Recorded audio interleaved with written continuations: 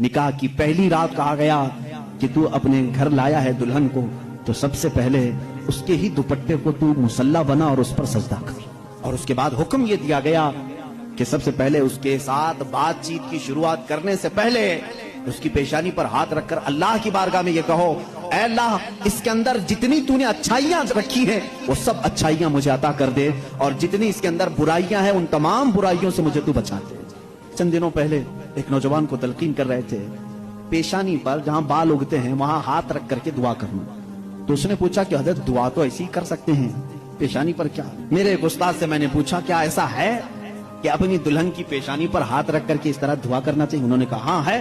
دعا تو کیسے بھی کریں، ہاتھ نہ رکھیں اور ہاتھ چھوڑیں ہاتھ اٹھائیں، سب دعا اللہ سنتا ہے، لیکن اس لیے پیشانی پر رکھ کر کے دعا کرنے کے لیے کہا گیا کہ وہ آج اپنے والدین کو چھوڑ کر کے آئی ہے، اس کے وسیلے سے اللہ جلدی دعا قبول کرے.